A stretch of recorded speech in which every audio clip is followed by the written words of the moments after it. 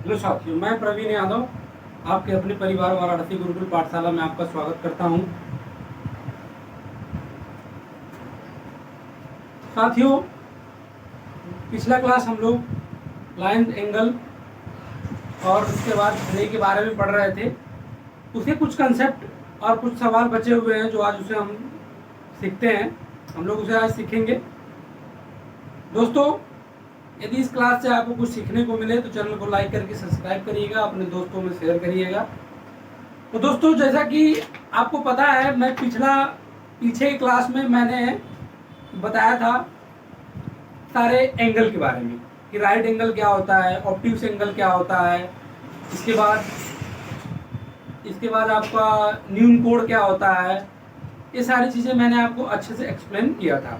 आज का टॉपिक है, जो बचा हुआ कुछ कंसेप्ट है उसको आज चलते हैं, सीखते हैं। तो आते हैं हम अपने टॉपिक पे। जैसा कि आपको पता है दोस्तों, आप याद रखना,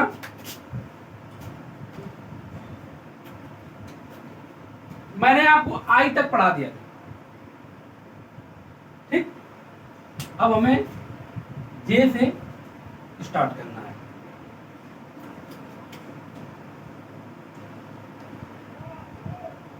ठीक दोस्तों, आप याद रखिएगा, जब कोई दो पैरेलल लाइन दो समांतर रेखाएं, एक का नाम है L1 और एक का नाम है L2, ठीक। इस पर यदि कोई तिर्यक रेखा इन दोनों को कट करे, ठीक, तो याद रखना, यहां बना एंगल और ये वाला बना एंगल और ये वाला बना एंगल और ये वाला बना एंगल, ये एंगल और ये वाला एंगल, ये एंगल, ये एंगल, ठीक। इनका हम नामकरण कर देते हैं। मान लेते दोस्तों, इसको 1 मान लो, इसको 2 मान लो, इसको 3 मान लो, इसको 4 मान लो, इसको 5 मान लो, इसको 6, इसको 7, इसको 8। इस एंगल का नाम हम रख देंगे। समझ में आ गया दोस्तों? अब हम इसमें सारा कुछ आपको अच्छे से एक्सप्लेन करेंगे। बड़ा इंपॉर्टेंट है ये। इस पे बहुत क्वेश्चन जो आपके एसएससी में पूछा गया है। तो पहला पॉइंट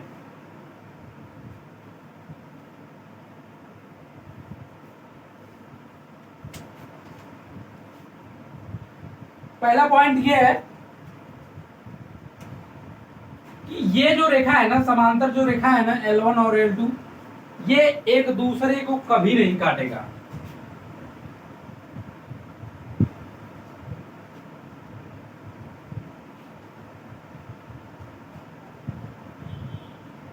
समांतर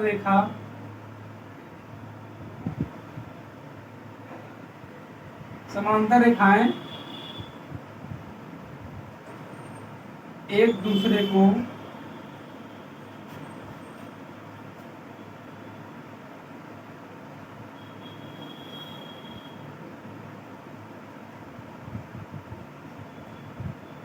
कभी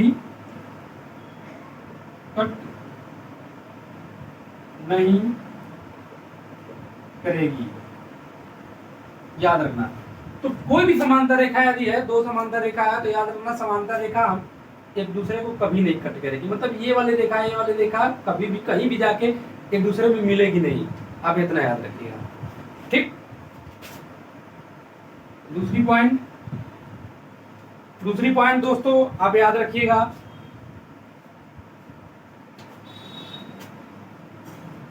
ये देखिए ध्यान से। ये आप एक चीज देख रहे हैं कि नहीं? ये वाला, ये फिगर ऐसा लग रहा है कि जेड की तरह दिख रहा है आपको? तो याद रखना, जब ऐसे फिगर दिखेगा, ऐसे यदि आकृति दिखेगा, तो ये जो जेड का इस कोने वाला और जेड के इस वाला, ये जो एंगल होगा, ये आपस में दोस्तों बराबर होता है। क्या होता है? आपस में बराबर होता है। तो दोस्तों यही आकृति आपको देखिए, यही आकृति यदि हम उठा को यहाँ रखेंगे तो क्या ये ऐसे ऐसे करके ऐसे बन रहा है जेड? तो जेड बन रहा है कि नहीं बन रहा? इस पे, इससे और इससे जेड बन रहा है कि नहीं? ये वाली ये, फिर ये और फिर ये वाली ये, जेड बन रहा है कि नहीं? तो याद रखना, जब जेड बनेगा तो ये वाला एंगल और ये वाला एंगल आपस में बराबर होता है। ओके, तो क्या हम कह सकते हैं कि जो 4 है वो 6 के बराबर होगा? तो जी हाँ दोस्तों, angle 4 equal to angle 6। Okay, उसी प्रकार देखो याद रखना, जेड बनना चाहिए, चाहे वो उल्टा बने चाहे सीधा बने, बनना चाहिए जेड की तरफ होना चाहिए। तो क्या हम ये इस तरह करके ये वाला और यहां से ये वाला और ये वाला, क्या ये भी एक जेड बन रहा है? तो जवाब है कि हाँ। तो क्या ये 3 और ये 5 आपस में बराबर होगा? तो जी हाँ दोस्तों, बराबर होगा। तो एंगल 3 एंगल 5 के इक्वल होगा। यहां तक आपको समझ में आ गया? अब समस्या ये है कि ये 4 6 के बराबर है, 3 5 के बराबर है, तो भाई ऐसे क्यों बराबर हो गया? क्यों, किस क्या कारण से बराबर हो गया? तो दोस्तों याद रखना, इसे बोलते हैं एकांतर कोण। अल्टरनेट एंगल के कारण ये आपस में क्या है? बराबर है। तो क्या लिखेंगे यहाँ पे? Alternate angle.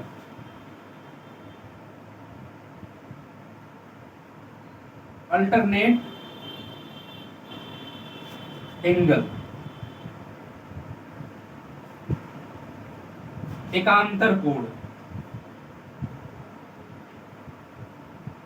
एकांतर कोण। दोस्तों हम साथियों कोशिश करेंगे कि बायलिंगुअल में आपको पढ़ाएं, ताकि हिंदी और इंग्लिश का कोई ऐसा मैटर ना रह जाए। तो हम यदि ये 4 6 के बराबर, यदि 3 ये 5 के बराबर है, तो किस कारण से बराबर है? तो याद रखना दोस्तों, ये अल्टरनेट एंगल के कारण, एकांतर कोण के कारण ये क्या होता है? आपस में बराबर होता है। ओके, नोट कर लीजिए। यदि ये कंसेप्ट आपको समझ में आ रहा है तो चैनल को लाइक करके सब्सक्राइब जरूर करिए।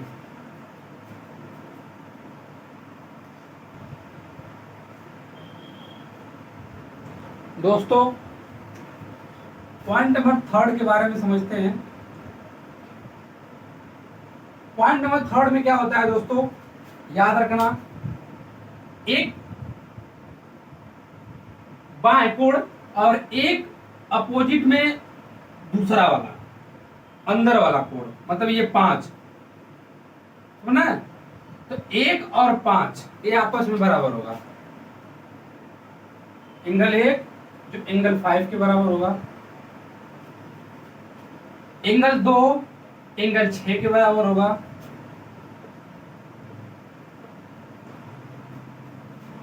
ये वाला एंगल 4 इस एंगल वाले 8 के बराबर होगा, एंगल 4 इक्वल टू एंगल 8, और ए एंगल 3 जो है एंगल 7 के बराबर होगा।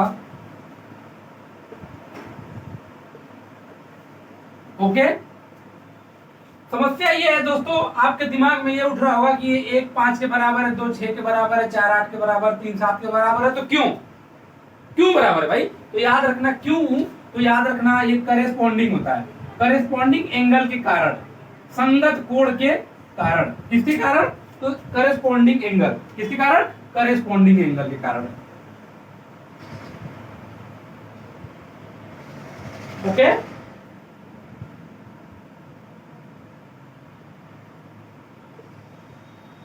करेस्पॉन्डिंग एंगल, इसको हिंदी में बोला जाता है संगत कोण। दोस्तों कुछ आवाजें आ रही होंगी क्योंकि ये मार्केट में स्टूडियो है, तो कुछ गाड़ी वगैरह की आवाजें वो आ रही होंगी, उसको आप इग्नोर करिएगा। तो किस कारण से ये बराबर है? तो उसका कारण क्या है? तो करेस्पॉन्डिंग एंगल, ये संगत कोण की वजह से क्या होता है? आपस में बराबर होता है दोस्तों। ओके, आप देखिए अगला पॉइंट। दोस्तों ये एंगल 3 जो है ना, और ये एंगल 6, एंगल 4 एंगल 5, इनका जो योग होता है ना वो 180 होता है, 180 अंश। क्या होता है? 180 अंश। एंगल 3 प्लस एंगल 6 और एंगल 4 प्लस एंगल 5। ओके दोस्तों, ये इनका जो योग होता है वो 180 होता है, मतलब 180 अंश। कितना होता है? 180 अंश। तो इन दोनों का योग जो होता है, 3 और 6 का योग 180 अंश होगा, कोण 4 और कोण 5 का योग है यदि 180 अंश हो रहा है तो क्यों हो रहा है? तो याद रखना दोस्तों, इसका कारण क्या है? इसका कारण है इंटीरियर एंगल। इंटीरियर एंगल क्या कारण है? Interior angle. इंटीरियर एंगल, सुना गया? इंटीरियर एंगल मतलब कि आंतरिक कोण या अंतःकोण बोला जाता है इसको। हिंदी में इसको क्या बोलेंगे? अंतःकोण।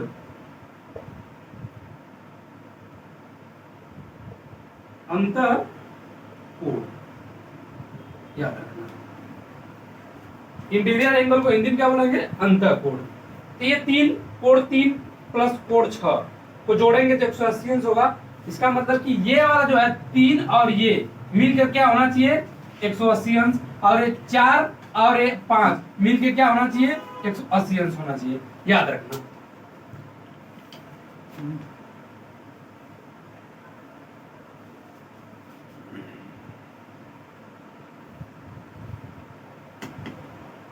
नोट कर लीजिए दोस्तों। पॉइंट नंबर 4 के बारे में समझते हैं कुछ। याद रखना ये L1 है, समांतर रेखा है L2 और L3। ठीक, याद रखना दोस्तों, यदि L1 समांतर है L2 के, ठीक, और L2 समांतर है L3 के, यदि ये दोनों है तो याद रखना यदि L1 L2 के समांतर है, L2 L3 के समांतर है, तो याद रखना मेरे भाई, तो L1 समांतर L3 भी होगा, याद रखना।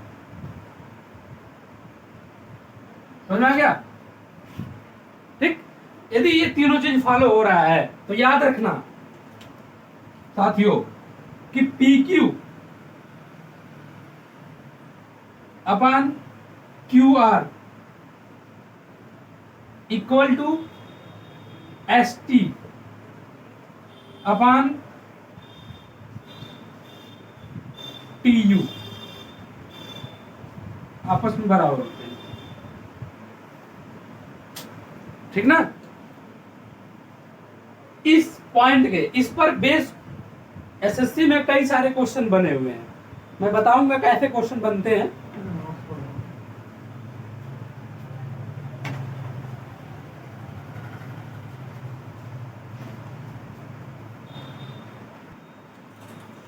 दोस्तों अब हम क्वेश्चन का कुछ प्रैक्टिस कर लेते हैं ताकि कंसेप्ट और क्लियर हो जाए अच्छे से। ये आपका सवाल है, ठीक, ये पॉइंट ये, और ये जो CD और AB है ये एक दूसरे के समांतर है। CD पैरेलल टू AB, ठीक, ये चीज आप भूलिएगा मत। आपसे क्या है ना, आपसे x का मान पूछ रहा है,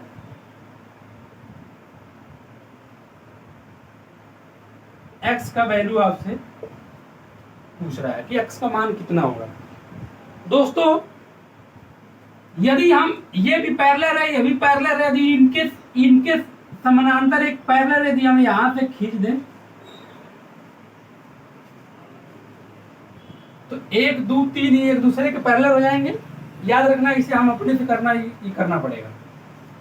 ओके, तो क्या आप हमें बता सकते हैं कि जब दो पैरेलल लाइन है, एक पैरेलल लाइन ये है एक पैरेलल लाइन ये है, तो मेरे साथियों हमने आपको सिखाया था कि जब दो पैरेलल लाइन होता है तो एक, जैसे मैंने आपको ऐसे सिखाया था, जब ऐसे हो जाएगा, मैं इसके पहले कंसेप्ट को सिखाया था कि ऊपर वाला कोण और नीचे वाला कोण आपस में बराबर होता है।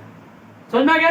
तो उसी प्रकार ये भी क्या है, दो पैरेलल लाइन है और एक तिर्यक रेखा है, तो इसको यदि हम आगे तक पढ़ाएंगे डर करके तो कोई दिक्कत नहीं है, समझ सकते हैं आप ये लोग।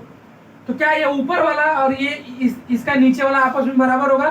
तो जी हाँ, बिल्कुल बराबर होगा। अभी हम आपको सिखाए हैं। तो क्या ये जो 4x है दोस्तों, क्या ये भी ये वाला बराबर होगा? तो जी बिल्कुल होगा।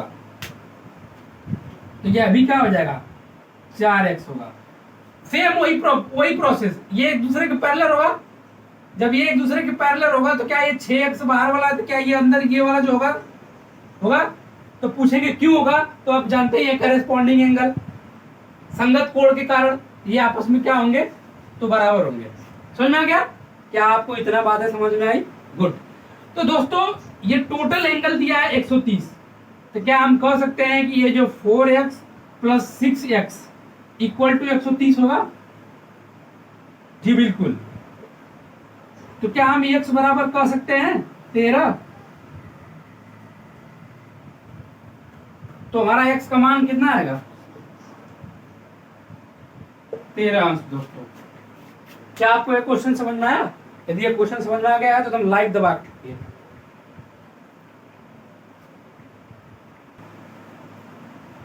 साथियों एक क्वेश्चन और समझिए। अभी मैं इस कंसेप्ट को आपको सिखाया हूं। ये क्या है?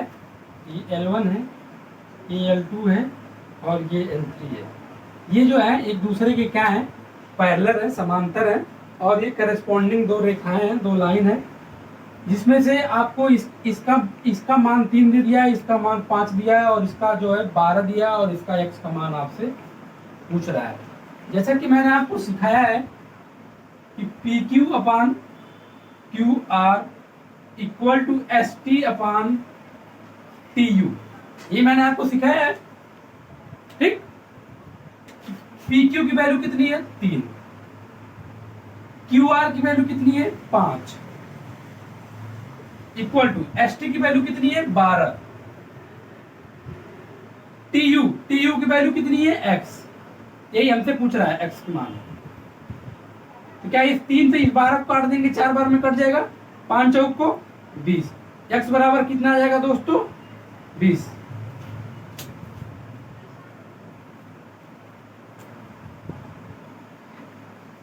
दोस्तों अगला सवाल क्या है?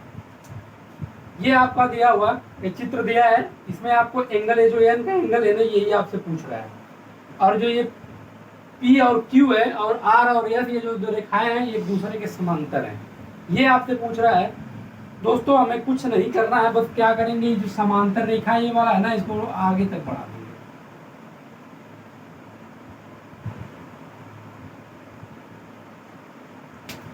हम क्या करेंगे, इसको आगे तक बढ़ा देंगे।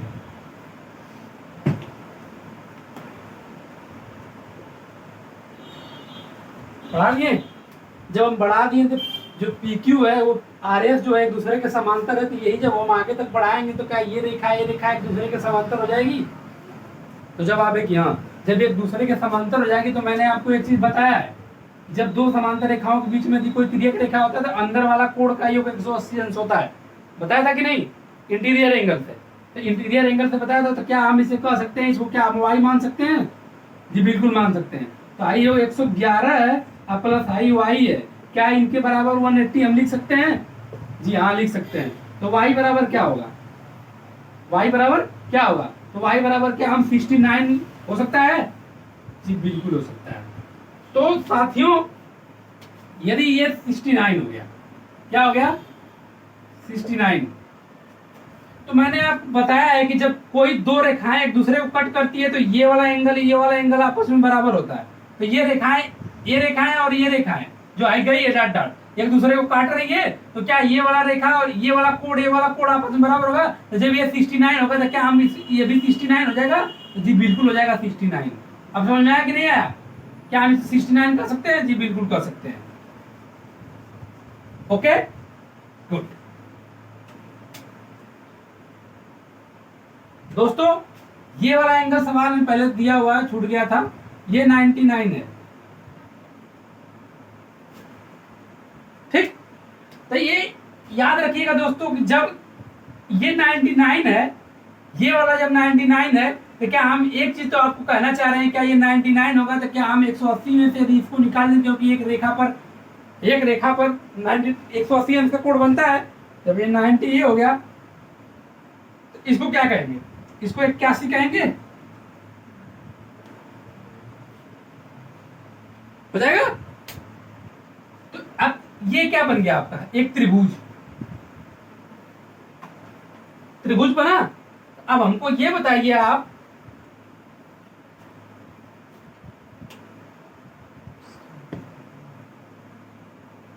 ये जो त्रिभुज है का योग कितना होता है? 180 अंश। गुड। तो क्या हम इसे लिख 180 में से यदि हम इन दोनों के योग को माइनस कर दें तो क्या हमें इसका एंगल यन एंगल पता चल जाएगा? जी बिल्कुल पता चल जाएगा।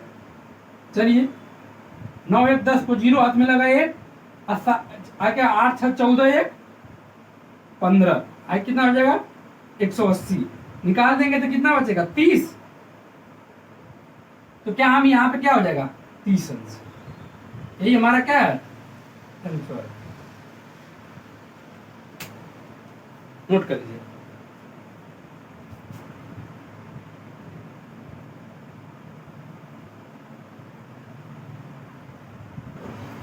साथियों अगला सवाल देखिए, बहुत अच्छा सवाल है, बड़ा ट्रिकी सवाल है, बच्चे बड़ा घबरा जाते हैं इसको देखकर। इसको देखिए, बड़ा तेजी से स्किप भी करते हैं। जो ज्योमेट्री के बारे में यदि किसी को पता नहीं रहेगा ना तो वो पक्का स्किप कर देगा।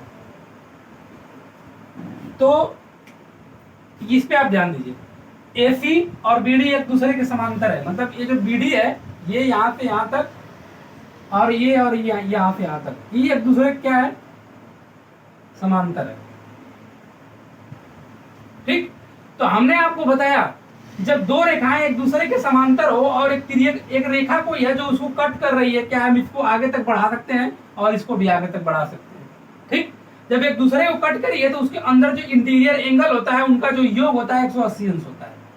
तो यदि एक कोण 130 अंश का तो जब दूसरा फिर क्या हो जाएगी 150 हुई, क्योंकि दोनों का योग हमको क्या चाहिए 180 अंश चाहिए। यहां तक समझ में आ गया? गुड।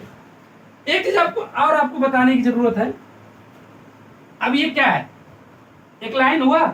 जब एक लाइन पे मेरे बच्चों, एक लाइन पर कितने अंश का कोण बनाएगा 180 अंश का। जब 180 अंश का कोण बनाएगा तो आय कितना हो जाएगा? तो इसका क्या वैल्यू हो सकता है? तो इसकी वैल्यू होगी 180 माइनस आई 6 5 11, 110 निकाल देंगे तो कितना हुआ 70। इसका मान 70 हो गया। तो दोस्तों ए बी क्या है? अब यहां देखिए, AC और BF जो AC है, सॉरी AE जो है, A और E जो है, AB क्या है पैरेलल है। जब ये एक दूसरे के पैरेलल है तो क्या इनके भी बीच का जो इंटीरियर एंगल होगा, ये वाला एंगल और ये वाला एंगल होगा, योग 180 अंश होगा, इसका सम 180 अंश होगा। तो हाई 170 हो गया है तो क्या हम इसे क्या कर सकते हैं? क्या इसको 110 कर सकते हैं? जी बिल्कुल कर सकते हैं, क्योंकि दोनों का योग 180 अंश चाहिए। तो x का मान कितना आ गया 110। आंसर हमारा क्या हो गया 110। कोई दिक्कत हो तो कमेंट में आप जरूर पूछिए।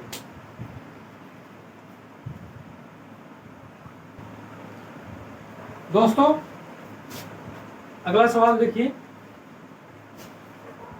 PQ और RF एक दूसरे के पैरेलल है, मतलब कि समांतर है। ये वाला जो है और ये वाला एक दूसरे क्या है समांतर है। ठीक दोस्तों, जब समांतर है तो हमने आपको बताया था एकांतर कोण, मतलब जो जेड की तरह आकृति बनेगी तो ये कोण और ये कोण आपस में बराबर होता है। जब ये रेखा और ये रेखा एक दूसरे के समांतर है तो क्या ये वाला एंगल और ये पूरा एंगल आपस में बराबर होगा? तो जी हाँ बिल्कुल बराबर होगा। तो ये क्या होगा 30 और 25 मिल के क्या हो जाएगा 55। इतना आपको समझ में आ गया? इस आकृति को देखकर एक चीज तो आपको अनुभव लग ही रहा होगा,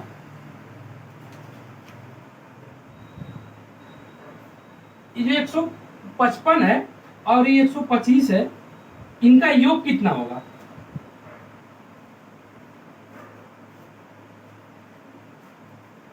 वन 180।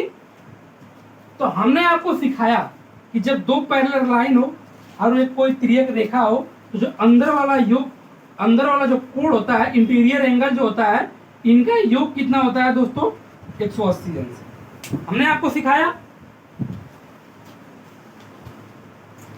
तो क्या ये जब ये अंदर वाला 180 अंश का कोण बन रहा है तो क्या हम कह सकते हैं कि जब कोण 180 अंश का बन रहा है तो जो RS है वो LM के समांतर होगा? तो जी हाँ बिल्कुल होगा। RS क्या हो जाएगा L और M के समांतर हो जाएगा। समझ में आ गया? तो RS क्या होगा?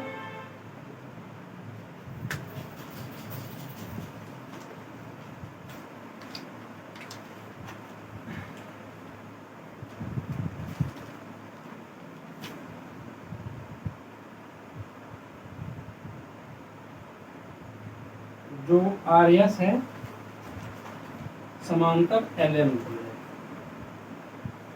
ठीक, और क्वेश्चन आपसे यही पूछ भी रहा था कि जो एल एम है और जो आर एस है, इन दो लाइन के बीच में जो एंगल कितना होगा। याद रखना वो एंगल कितना है, 180 है। यही आपसे पूछ रहा था, समझ में आ गया दोस्तों। जब ये इसके पैरेलल, ये इसके पैरेलल, तो हम कह सकते हैं कि पी क्यू जो है वो एल एम के पैरेलल भी होगा। समझ में आ गया, L M parallel P Q. ठीक, और हमसे क्या पूछा था कि एल एम और आर एस के बीच कितना कोण बनेगा, तो कितना कोण बन रहा है, 180 अंश।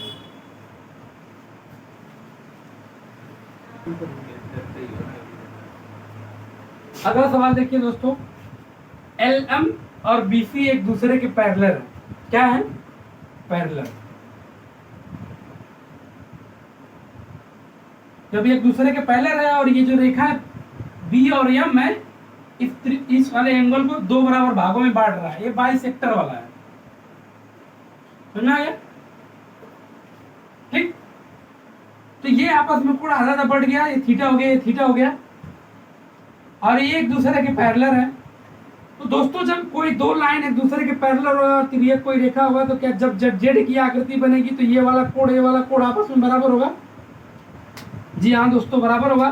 तो ये जो थीटा है, क्या ये भी कोण थीटा हो जाएगा। जी हाँ, हो जाएगा।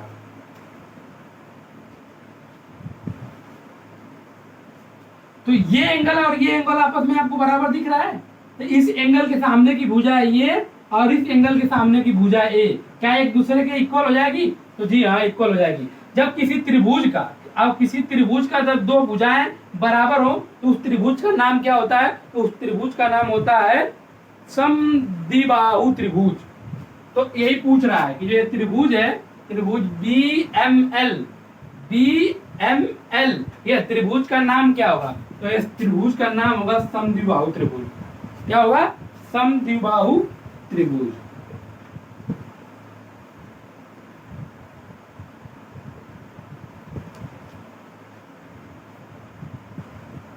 ठीक, ये हमारा क्या है, आंसर है। नोट कर लीजिए।